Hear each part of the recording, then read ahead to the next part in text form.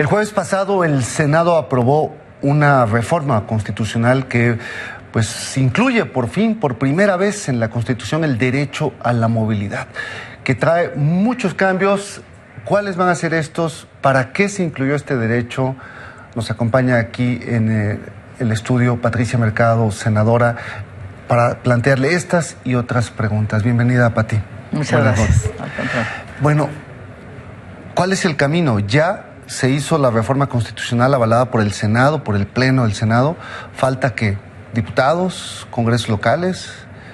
¿Cuál es la expectativa de aprobación de este derecho constitucional? Yo creo que la expectativa es grande, porque con una propuesta que pusieron en la mesa las organizaciones de la sociedad civil sobre seguridad vial, una ley general de seguridad vial, es decir, establecer un piso mínimo común en todo el país para garantizar esta seguridad y realmente meternos en el camino del compromiso que tenemos por los Objetivos de Desarrollo Sostenible al 2030, por lo menos reducir en la mitad.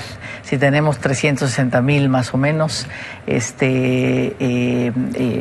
muertes al año, o sea, 44 diarias, 16,000, muertes al año, 44 diarias, poderlas reducir a la mitad en los próximos 10 años.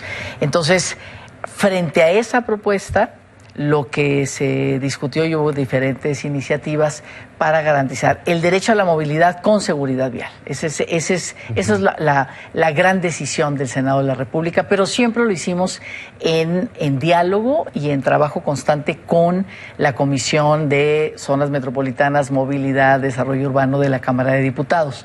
Incluso la propuesta que desarrolló allá el diputado Hidalgo en la Cámara de Diputados, con la propuesta que desarrollamos distintos senadores ahora en el Senado de la República, se construyó este acuerdo. Entonces, no pensamos que en la Cámara de Diputados vaya a tener mayor problema.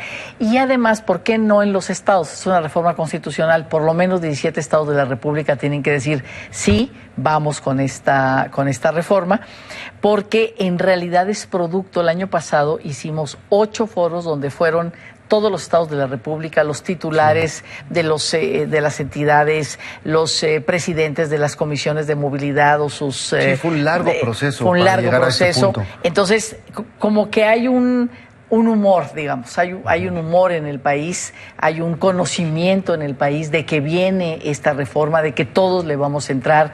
Hay una gran organización de autoridades de movilidad en el país que se reúnen cada tantos meses, discuten los temas, también de legisladores locales. Entonces creo que sí hay una disposición en el país, ya no digamos de las organizaciones, de los militantes. Tú eres uno de ellos, de los activistas a favor del derecho a la movilidad y la seguridad vial, pues que todos nos estamos poniendo ahora sí que nuestras canicas a favor de esto. Ahora, tú que has abanderado muchas causas políticas y que ahora estás pues muy metida en el tema de la movilidad, ¿qué tan difícil ha sido que los políticos volteen a verla, que los legisladores, que los gobernadores, que los presidentes municipales se interesen y digan, sí es una causa importante, sí está muriendo mucha gente, sí vamos a trabajar con ustedes en estos cambios? Fíjate que no es una agenda. Yo creo que estos son como derechos de nueva generación, les decimos, ¿no? Es no es una agenda que esté muy presente. En general, yo creo que los políticos y las políticas vienen de historias, de agendas sobre desarrollo social, sobre el campo, sobre cuestiones de derechos laborales, cuestiones de mujeres, pero no necesariamente en esta agenda. Es una agenda relativamente novedosa. En el Congreso en los últimos 7 años se han generado más de 9 iniciativas o más de diferentes legisladores. Sin embargo, precisamente cuando hicimos este proceso de los foros, hubo un secretario de gobierno en un estado que me dijo, a ver, cuéntame qué es eso. O sea, a ver, ¿de qué se trata? O sea, no sé nada prácticamente, ¿no? Prácticamente no sé nada. Entonces, una vez que les pones el contexto en la mesa, dijo, oye, ¿sabes qué? Es muy importante. Y fíjate que ese estado es uno de los que mayor número de funcionarios envió al foro, al foro respectivo. Entonces, creo que sí es una agenda nueva. No necesariamente, es más una agenda de la ciudadanía que de la clase política. Y digamos, nos asumimos todos incluida en esta cuestión. Pero me parece que precisamente por eso, pues, es decir, no está siendo tan complicado, ¿no? Como que este acuerdo que se logró unánime en las comisiones y después en el Pleno, pues te habla mucho. Claro, te habla mucho de que no está como muy politizado, sino que realmente se entiende que es un tema que le interesa a México, que es un tema digamos, donde los datos hablan del sufrimiento que podríamos resolver con una reforma como esta. Claro, porque no se menciona, pero cuando hablamos de movilidad, hablamos de un reparto desigual en las calles, hablamos de democracia, de equidad, de desigualdad, y esos son temas pues que siempre han estado en la preocupación en el imaginario de los políticos. Así es. Por ejemplo, fíjate que es muy impresionante las evidencias, ¿no? Porque uno tiene que basarse finalmente en las evidencias. La evidencia de que países como los nuestros son donde las muertes por accidentes viales son mucho mayores que en los países de altos ingresos. Tiene que ver con la pobreza, tiene que ver con esta falta de visión de decir, a ver, el que más importa no es el automóvil y quién no, sino el que más importa es el más vulnerable, que es el peatón, que son las personas con discapacidad, que son aquellos que andan ciudades para las personas, no para los autos. Exactamente. Entonces, me parece que, es decir, hemos estado en el otro paradigma, ciudades para los autos, 70% de la inversión pública es para eso. También en otro, no voy a decir nombres ni nada, pero en otro de los foros estaban las organizaciones de la sociedad civil de ese estado y estaba el secretario de comunicaciones, encargado de la infraestructura vial en el estado. Acababan de hacer una gran infraestructura vial en ese estado y las organizaciones les dijeron, oye, ¿sabes qué? No hicieron banquetas en ese lugar, o sea, ¿de qué estamos hablando? Y de verdad el secretario era como, ¿de qué me están hablando?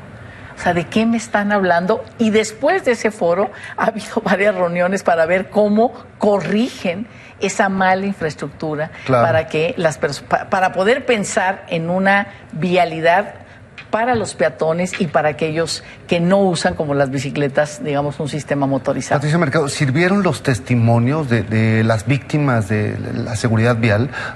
Pues hermanos, hijos, padres de accidentados que han muerto, que acudieron a los foros. Absolutamente, fue muy importante desde un principio. Fíjate que cuando esto empezó, cuando las organizaciones de la sociedad civil nos entregaron esta propuesta, la propuesta de Ley General de Seguridad Vial, que no traía una propuesta de reforma constitucional, porque decían ya existe el derecho a la salud, a la educación, por la Ley de Seguridad Vial y acabaron con una reforma a la Constitución. Con una reforma a la Constitución, lo cual está muy bien, que nos va a llevar en un primer momento a la Ley General de Seguridad Vial. Acababa de ser atropellado y muerto el director de movilidad del municipio de Puebla. Sí. El municipio de Puebla, la presidenta municipal había invitado a este joven activista que andaba en bicicleta y digamos con toda esta nueva derecho a la movilidad y la seguridad vial, y fue a los 15 días de haber tomado posesión fue atropellado. Realmente.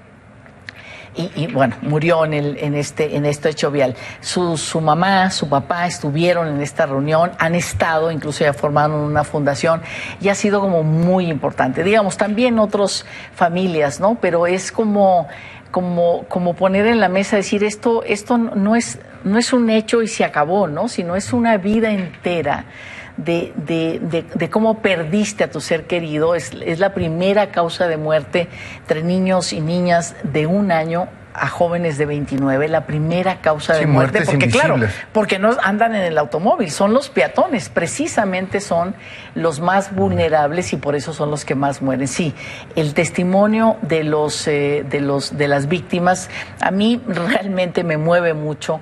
La madre, el padre de Manu, de este joven, ¿no? Que iba ya, ¿no? O sea, a dirigir su proyecto, su visión, su utopía para lograr el derecho a la movilidad y la seguridad vial en el municipio de Puebla y que inmediatamente... Cuya vida fue interrumpida.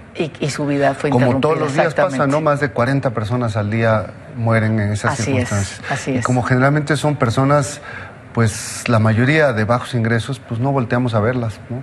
La mayoría de bajos ingresos y la mayoría de mujeres. Tú sabes que se hizo un estudio aquí en la Ciudad de México, el INEGI hizo esta encuesta de origen-destino y luego se estudió por parte del Instituto de las Mujeres de la Ciudad de México a ver qué pasaba con las mujeres y los hombres en esta encuesta, qué datos nos daban. Y claro, si en una casa hay una bicicleta, una motocicleta, un automóvil, lo usa él, ¿no? Y además tiene trabajos más estables, entonces hace un viaje y las mujeres hacen muchos viajes, ¿no? Entonces caminan mucho, van a dejar a los niños al mercado, a esto, al otro, y corren más riesgos. Por eso, la primera causa de muerte de niños es precisamente estos hechos viales. ¿Por qué? Pues porque van con sus madres en estas banquetas que no han sido prioritarias para nuestro país. Pues ahí están los motivos que llevaron a aprobar esta reforma constitucional. Un poco se habló menos de ella que de las otras que se aprobaron en estos días, pero es tan relevante cual más. Así que pues esperamos más noticias del Senado y de la Cámara de Diputados, Patricia Mercado. Así es, seguramente las tendremos. Muchas gracias. Muchísimas gracias. Gracias a ti.